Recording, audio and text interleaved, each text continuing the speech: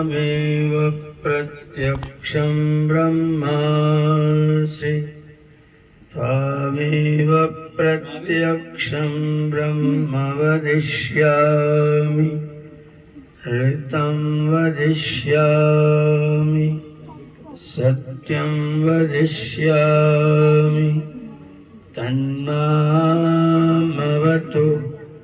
तद्वक्तारमवतु अवतु मामवतु वक्तारम् यस्य कारुण्यलेशेन सर्वं सर्वत्र सिद्ध्यति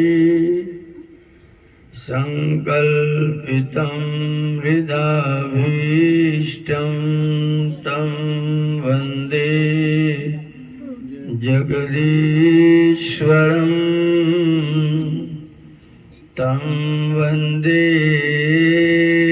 परमेश्वरम्।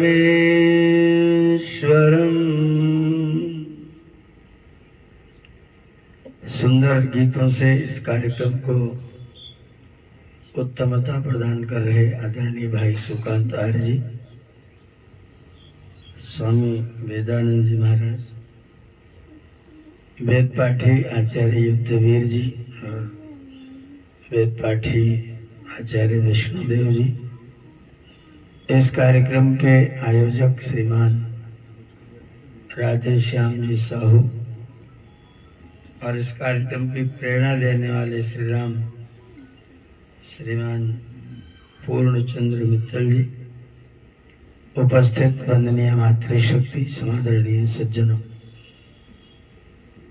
आर्य समाज करता वेद का प्रचार है, आज भी है और कल भी करेगा।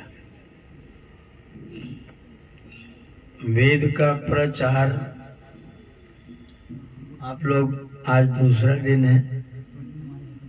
मैं 2009 में पहली बार यहाँ आया था और उससे बहुत दिन पहले सन 1988 में मैं कोटा आया था। तब गुरुकुल का विद्यार्थी था, वेद पाठ करने के लिए आया था। डॉक्टर धर्मवीर जी परोपकारी वाले उस समय प्रवक्ता थे और हमारे गुरु जी जी.के. ब्रह्मा थे।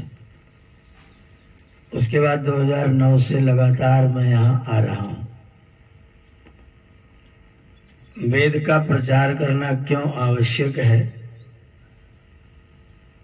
आर्य समाज वेद का प्रचार करने के लिए स्थापित हुआ है। आर्य समाज वेद का प्रचार करता है और वेद का प्रचार इसलिए करता है क्योंकि आर्य समाज ये चाहता है कि संसार जिसने बनाया है उसका राज्य होना चाहिए। घर कोई बनाए और मालिक कोई बन जाए और बिना मूल्य चुकाए बन जाए तो उस मालिक को क्या कहेंगे?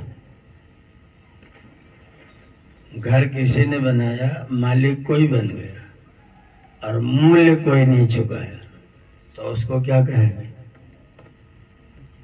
अच्छा व्यक्ति तो नहीं है। फिर इस घर को, जो ब्रह्मांड है, दुनिया है, उसको किसने बनाया? ईश्वर ने। और मालिक कौन बन गया? मालिक अल्लाह बन गया, मालिक खुदा बन गया, मालिक मोहम्मद बन गया, मालिक हम तुम बन गए। हम सब लोग मालिक हो गए। जिसने घर बनाया उसको बिना कोई किराया दिए हम मालिक हो गए। अगर ऐसा होगा तो फिर सबका नुकसान होगा। जो मालिक बनेगा उसका भी नुकसान होगा और जो उसकी मिल्कियत को मानेगा उसका भी नुकसान होगा। सीधा सा हमारा सिद्धांत है कि जिसने संसार बनाया, उसने जो व्यवस्था बनाई, उसके अनुसार हमारा जीवन, हमारा घर परिवार, ये संसार उसके अनुसार चलना चाहिए, चलता भी है। जीवात्मा एक स्वतंत्र सत्ता है, नित्य है, शाश्वत है, चिरंतन है। और जितनी उम्र का परमात्मा है उतनी ही उम्र का आत्मा भी है। दोनों की उम्र एक ही है,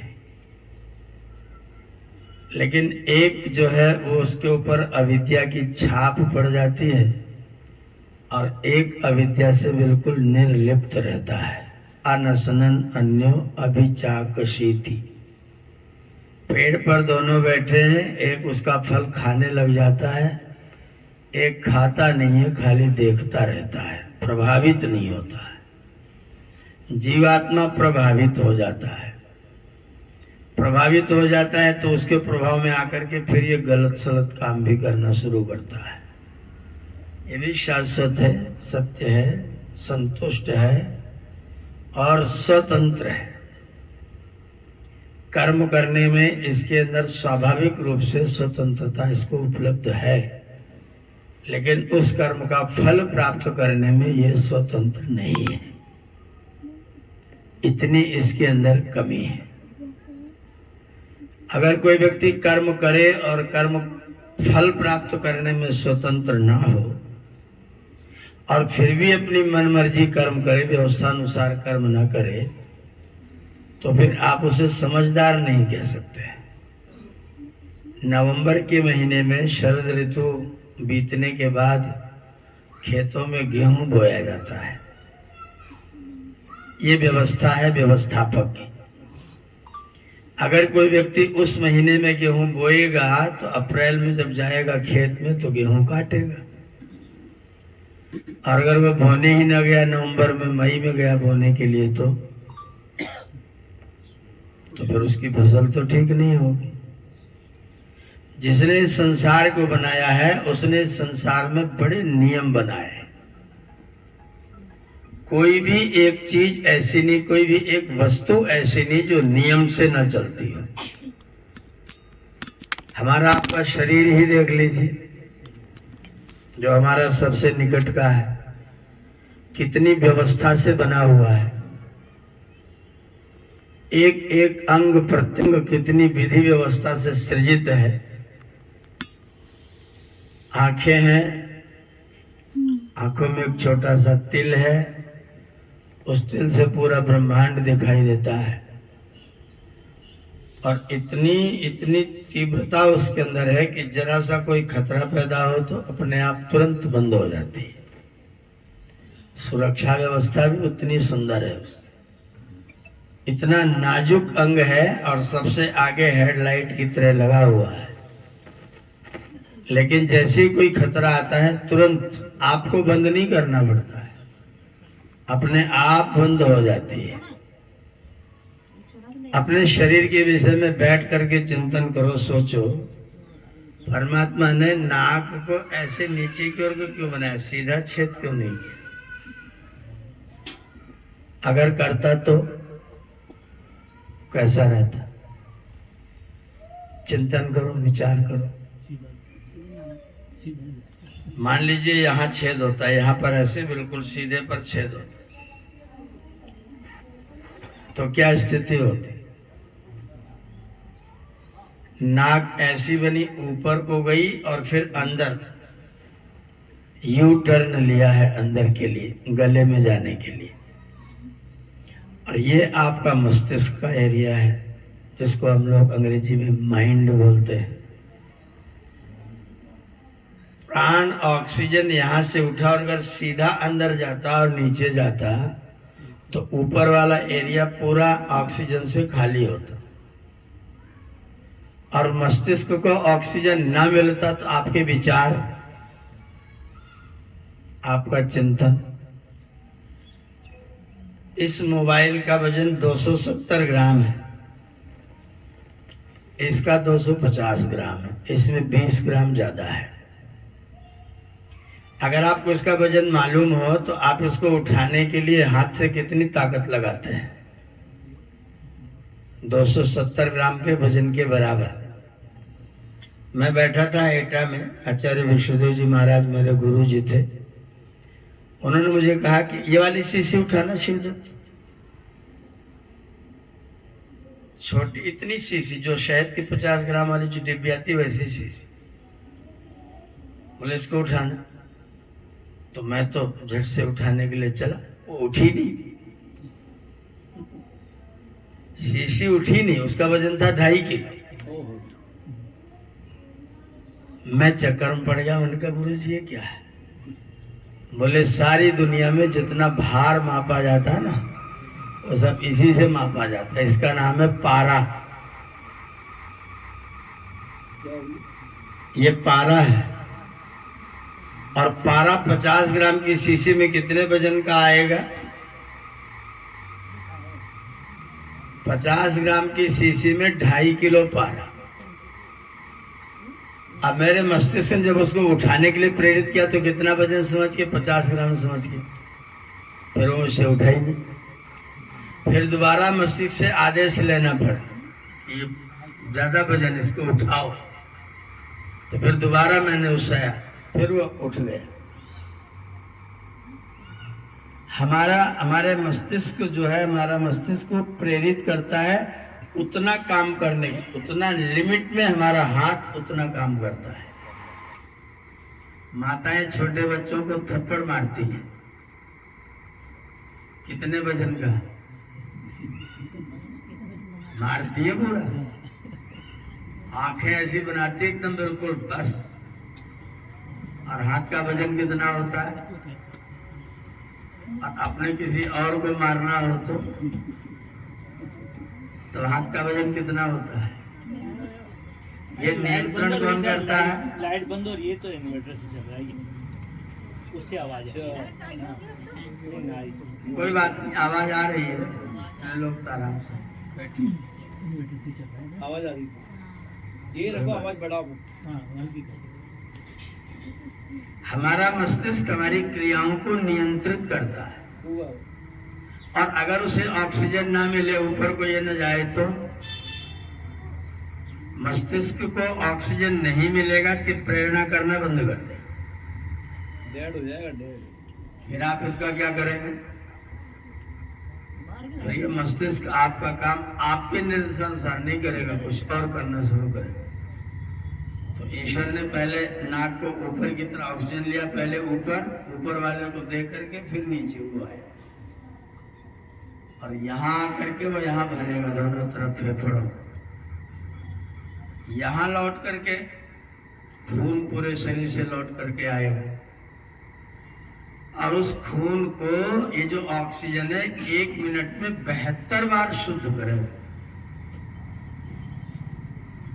कम बार करेगा तो ब्लड प्रेशर हो जाएगा, ज्यादा बार करेगा तो भी ब्लड प्रेशर हो, या तो हाई या तो लो। कैसा तंत्र है। कभी हम तो बैठते हैं, जब ध्यान में बैठते हैं तो अपने तंत्र में ही खो जाते हैं। ये तंत्र कैसा है? ऑक्सीजन यहाँ है, नाक में लिया, अंदर भेजा, फेफड़ों में भरा, उसने खून को फटाफट शुद्ध करके फिर से, वो मशीन बंद नहीं होती है, 24 घंटे बंद नहीं होती। अटक जाए तो अटैक हो जाता है। अगर वो मशीन की चाल थोड़ी सी अटक जाए तो अटैक। फिर व्यक्ति बोलेगा कि श्रीमान जी को तो अटक गया वहां, और अटक गया तो जीवन ही अटक गया।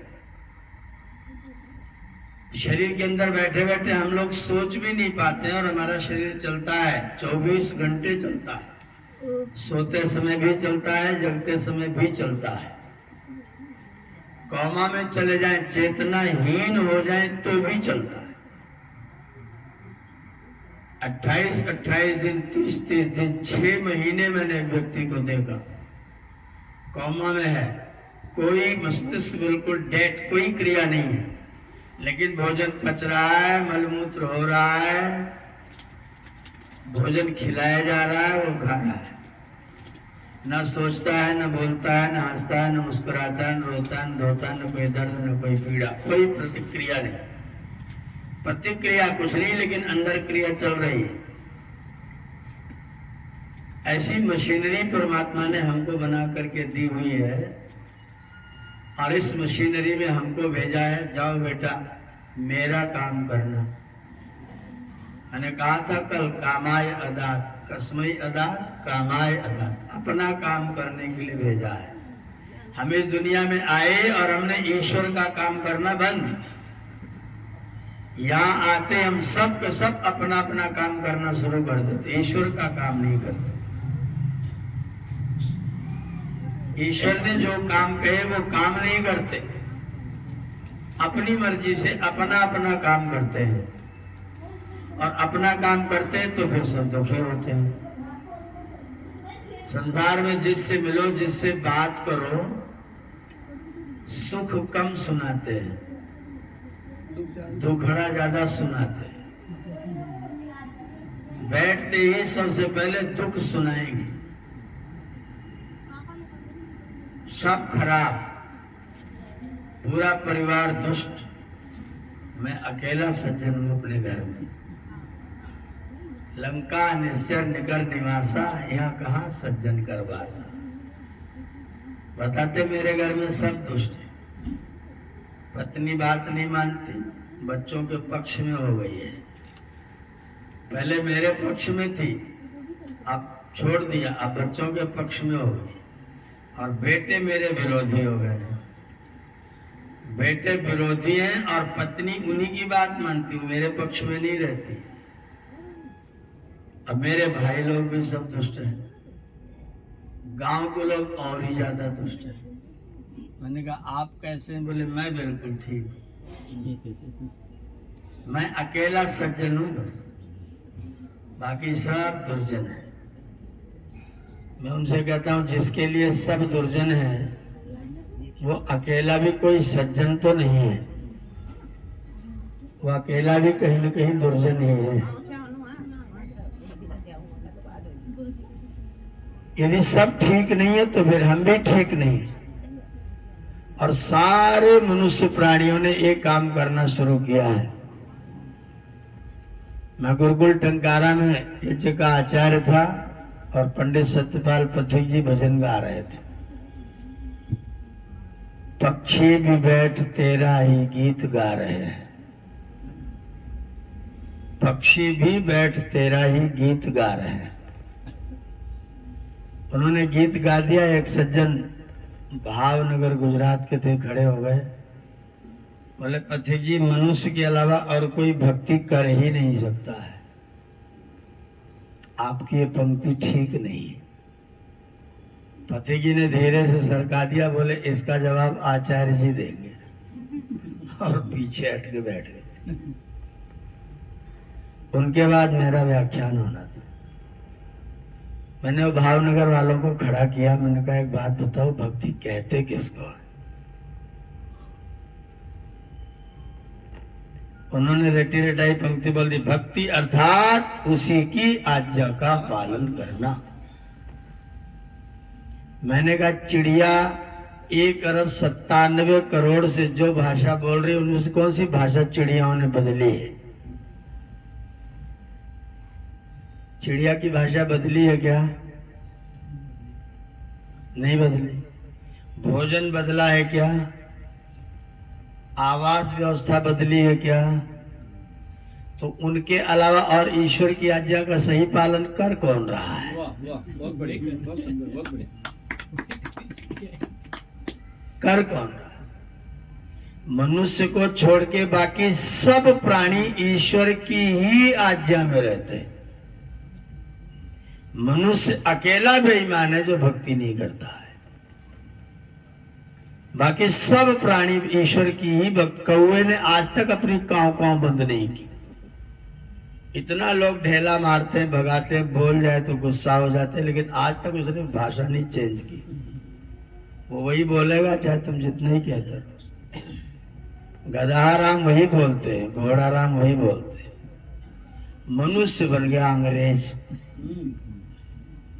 पैदा किया था परमात्मा ने, सर्वांग संपूर्ण पैदा किया था, इसने अपना अंग कटा लिया और दूसरा बन गया। भगवान ने फसल उगाई थी चेहरे पर, उसने उसको लंबा कर लिया और इधर वाली फसल कट कर दिया, बोला मैं तो मुसलमान हूं। अच्छा जी, अमेरिका में भी चिड़िया वही बोलती है जो यहाँ पूरे ब्रह्मांड में सब गाय, कुत्ते, भेड़, बकरी, किसी ने अपनी आवाज, भाषा कुछ नहीं बदला। वाह, मगर यहाँ अंग्रेज वाला अलग बोलता है अंग्रेजी। पूरे ब्रह्मांड में मनुष्य के अतिरिक्त किसी प्राणी ने अपना रहन सहन, भोजन, वसन कुछ भी नहीं बदला है। केवल मनुष्य ये काम अपनी स्वतंत्रता का फायदा उठाता हुआ करता है। तो मैंने उन्हें कहा कि मनुष्य के अतिरिक्त और सब भक्ति ही करते हैं, अपने को संभाल। वो चुपचाप बैठ गए। फिर पति जी ने मुझे बहुत आशीर्वाद दिया बाद में। बोले मैं इस तरह उत्तर नहीं दे पाता, आपने बिल्कुल ठीक उत्तर बहुत दिया। बढ़िया, बहुत गजब। सब पशु पक्षी प्राणी ईश्वर की आज्ञा का पालन करते हैं। सब के सब उनके सब के मुकदमे का निर्णय हो गया है। हम लोगों को ईश्वर ने जमानत पर बरी किया हुआ है। हमें जमानत मिली है। बाकी सब प्राणियों को उम्र कैद हुआ है। उम्र कैद वाला कैदी क्या करता है? ताला खुलेगा तो बाहर निकलेगा, नहीं तो अंदर है। जितने पशु पक्षी प्राणी हैं सब के सब ईश्वर की आज्ञा में है। उनको उम्र कैद हुआ है। मनुष्य को जमानत मिला है। जमानत पर है मनुष्य। हर आदमी जमानत पर है। और जो व्यक्ति जमानत पर हो उसका एक सबसे पहला निश्चित कर्तव्य होता है कि वो पेशी पर जरूर जाए। टाइम से। अगर वो समय पर पेशी पर न गया तो उसकी जमानत कैंसिल। जब तो यही जब हम सब लोग जमानत पर हैं। हमें प्रातः सायं परमात्मा के सामने अपनी पेशी करनी चाहिए। वाह, अगर नहीं पेश होंगे तो जमानत जब्त, उम्र कैद निश्चित। ईश्वर की आज्ञा का पालन नहीं करेंगे तो केस अटक जाएगा। लंबा चलेगा। लंबा चलेगा कि चल रहा है लंबा। 1,97 करोड़ साल हो गया चल रहा है केस, फाइनली नहीं हो पा रहा है। ये अदालत है उसकी। जाने कितने बार हम लोग गए हैं उस परमात्मा के सामने अपनी पेशी करने से हम लोग डरते रहते हैं। ये अवसर है जो यज्ञ करने का मौका मिलता है। जब निमंत्रण मिले तो मैं तो सोचता हूँ कि ये पेशी की तारीख है। यज्ञ का निमंत्रण पेशी की तारीख है। परमात्मा के सामने अपने आप को समर्पित करो। प्रभु आपके समक्ष, आपके शरण में मैं आया हूँ, आप मुझे देखिए। हमेशा आंखें बंद करके चिंतन करके सोच के देखिए कि मैं जिस काम के लिए संसार में आया था वही काम कर रहा हूँ। आए थे हरि भजन को, ओटन लगे कपास ओट रहे हैं। आए थे हरि भजन। एक सज्जन बड़े दुखी होकर के, गुस्सा होकर मुझसे बोले, तुम अव्यावहारिक बात कह रहे हो। अव्यावहारिक। मैंने कहा कैसे भैया? बोले अगर हम दिन भर हरि भजन करेंगे तो भोजन कब करेंगे? सुनो दिन भर हरि भजन करेंगे तो भोजन कब करेंगे? मैंने कहा भोजन करना हरि भजन नहीं है क्या? बोले भोजन करना भी हरि भजन है। मैंने कहा भोजन कौन करता है? बोले मैं करता हूँ। मैंने कहा इसका मतलब आप कभी आज तक खाए ही नहीं, झूठे हैं आप, झूठ बोलते।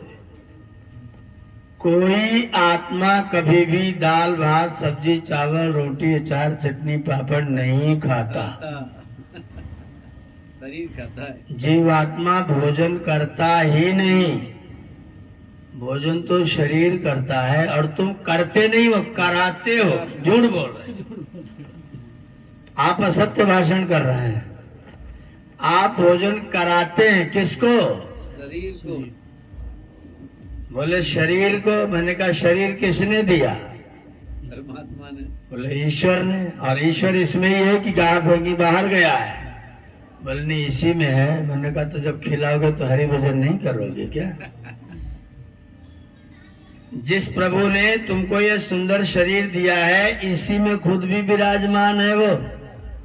तदेव सृष्टा तदेवानुप्राविशत, उसी को बना करके उसी में खुद ही ताके भीतर आप समायो, उसी के भीतर खुद भी समाया हुआ है। तो जब तुम इसको भोजन कराओगे तो हरि भजन नहीं करोगे क्या? इसलिए क्या क्या का पालन है। बोले आप बात तो ठीक कह रहे हैं। मैंने कहा मेरी बात एकदम व्यावहारिक है। निवेदन है थीम, दृष्टि बदलो, दृष्टि बदल दी। मैं खा रहा हूं नहीं, परम पिता परमात्मा ने जो या मुझको सुंदर मंदिर बनाकर दिया है, इस मंदिर में वह खुद उपस्थित है। मैं इस मंदिर की पूजा करता हुआ हरि का भजन ही कर रहा हूं। स्नान कराने के लिए स्नानागार में, कराने के लिए, करने के लिए नहीं। नहाने कोई जाता ही नहीं, आत्मा नहा ही नहीं सकता। मैं नहलाने जाता हूं। नहलाने गया, शरीर किसने बनाया? ईश्वर ने। पानी किसने बनाया? ईश्वर ने। शरीर में हाथ किसने बनाया? उसी ने। पानी से नहाने का आदेश भी उसने कर रखा है। अपा प्रणीत भेषजम, इस पानी को दवाई बना करके प्रयोग करो, इस पानी को दवा समझो। भेषज दवा है। आपा प्रणीत भेषजम, अभी मंत्र पढ़ा था। जल को दवा के रूप में प्रयोग करो। जो स्नान करते हो ना, ये तुम्हारी शरीर की नस नाड़ियों को खोलने वाला, चेतना देने वाला होता है। ये औषध है। जब तुम इस पानी, ईश्वर ने कह रखा है कि नहाओ, और कैसी उपमा कह दे, बोले कुछ लोग तो घुटने तक नहाते हैं, कुछ लोग कमर तक नहाते हैं, कुछ लोग छाती तक नहाते हैं। हृदय एवं स्नात्वा उत्वे दध्रिसरे, कुछ लोग हृदय तक डुबकी मार करके नहाते हैं। कुछ लोग कमर भर पानी में जाकर के 5 डुबकी नाक पकड़ के मार के भाग आते हैं। कुछ लोग घुटने तक घुस के नहाते हैं। कुछ लोग किनारे से लोटा लेकर के ऊपर से डाल लेते हैं। कोई व्यक्ति नहा के आ रहा होता है तो कुछ लोग कहते तू स्नान तो हम स्नान, उसे छू लेते हैं, बोले तू स्नान तो हम स्नान, हो गया काम, हो गया काम। उतने में स्नान कर लेते हैं। स्नान करना ईश्वर की आज्ञा है। जल ईश्वर का है, शरीर ईश्वर का है, आयु ईश्वर की है। ईश्वर ने कहा इसको औषध बना करके सेवन करो। तो जब हम स्नान कराएंगे शरीर को तो हरि भजन है कि नहीं? जब हम शरीर को स्नान कराएंगे तो हरि भजन है कि नहीं?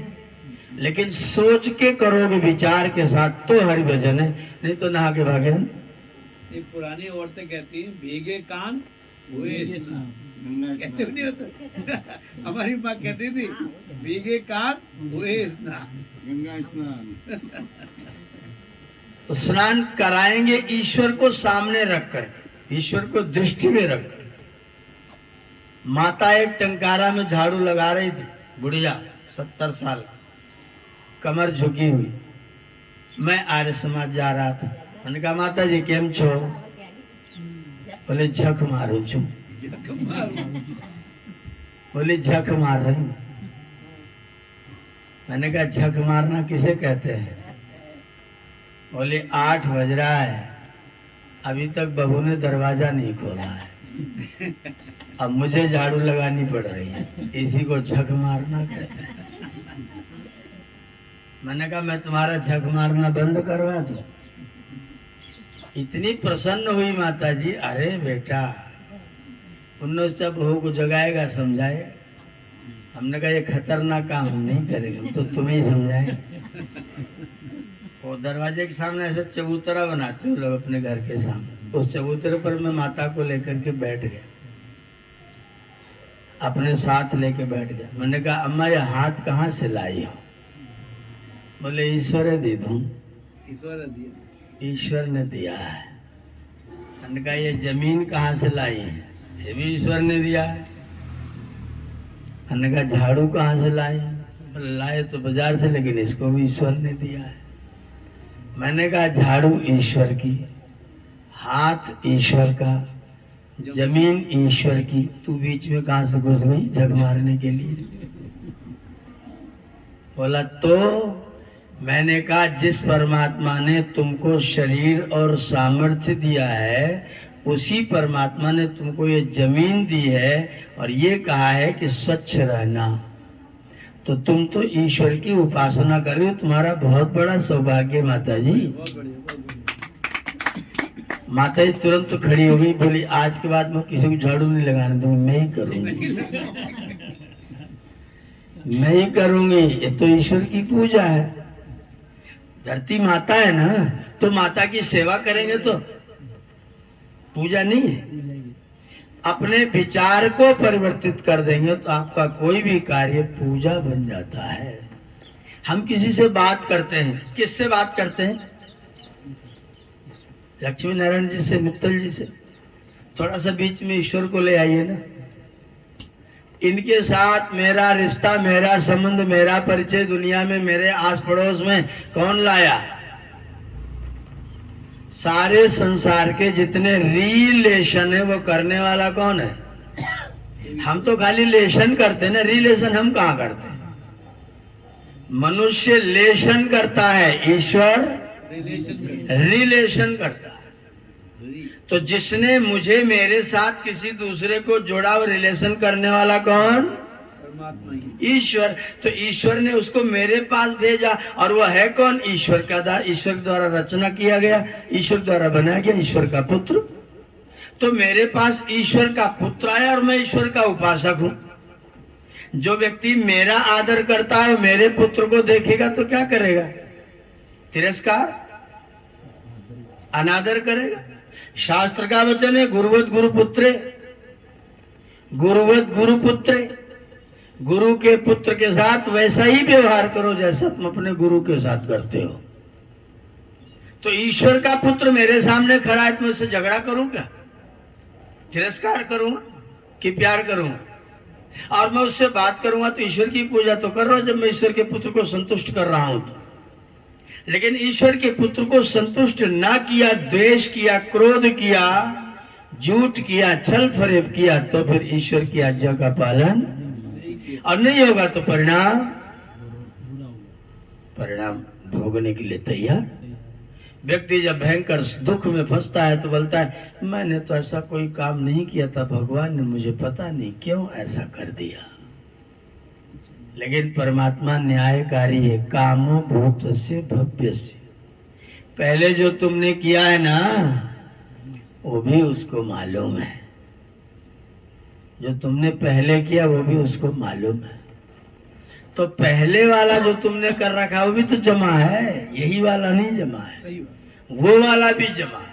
और तुमको जो इस मामले में 100% दृढ़ विश्वस्त हो जाओ कि जो मुझको मिलता है मेरा ही मिलता है और किसी का मुझको नहीं मिलता। ठीक है। अगर मुझे सुख मिला है तो मैं कारण हूं, अगर दुख मिला है तो भी मैं, कारण हूँ। अगर लोग मुझे प्रेम करते हैं तो भी मैं कारण हूं, लोग मुझसे द्वेष करते हैं तो भी मैं कारण हूं। लोगों की कोई गलती नहीं है, मेरी गलती है। मैंने उनके साथ में वैसा बीज बनाया और मेरा बीज अब मेरे सामने फल बन करके लौट करके आ रहा है। आज का है कि कल का है कि परसों का है कि तरसों का है, कब का है? धामान वेद भुवनान विश्वा अग्नेनय शुभधाराये अस्मान विश्वानि वयुनानि हे देव त्वं विद्वान। मेरे सारे कर्मों को हे परमात्मा तुम जानते हो, मैं मुझे तो पता ही नहीं। आपको हमको कुछ नहीं पता। पिछले गुरुवार को आपने कौन सी सब्जी खाई थी? कौन जल्दी से बता सकता है? 1 सेकंड में। रोज ही आलू की खाता है।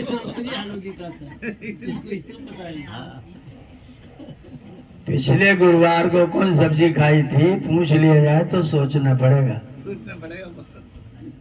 और आज सवेरे से लेकर के मैंने किस किस को अपनी कौन सी बात से दुखी किया है वो भी आपको सोचना पड़ेगा। क्या बात मैंने बोली कि व्यक्ति दुखी हुआ, क्या बात मैंने बोली कि व्यक्ति सुखी हुआ। ये सारे कर्मों का लेखा जोखा किसके पास में है? ईश्वर के पास। मेरे दाता के दरबार में सब लोगों का खाता, जो कोई जैसे करनी करता वैसे ही फल पाता। मेरे दाता के दरबार में सब लोगों का खाता, सबका लेखा जोखा सब हिसाब किताब उसके पास सारे कर्मों का। तुमने कौन से वाणी से, कौन से भाव से, कौन से मन से, वाणी से कर्म से नहीं, मन से भी अगर आपने किसी का अहित सोचा है तो परिणाम कहीं न कहीं आपके खिलाफ जरूर आएगा। इसलिए हमेशा सावधान, अपने कर्मों को ईश्वर की आज्ञा बना के चलो, अपने कर्मों में ईश्वर को प्रतिष्ठित करके चलो, और मौका लगे तो दूसरों को प्रसन्न करने की चेष्टा करो। मैं तो अभ्यास करता हूं कि किसी को अपने कार्य के लिए आज्ञा न देनी पड़े, अपने व्यक्तिगत कार्य के लिए किसी को भी न कहा जाए। परमात्मा मुझे इतना सामर्थ्यवान बनाए कि मैं दीन न रहूं। दीन का मतलब अपने कार्य के लिए दूसरों के अधीन रहना, व्यक्तिगत कार्यों के लिए किसी के अधीन रहना। अपने व्यक्तिगत कार्य करने में परमात्मा हमको सदैव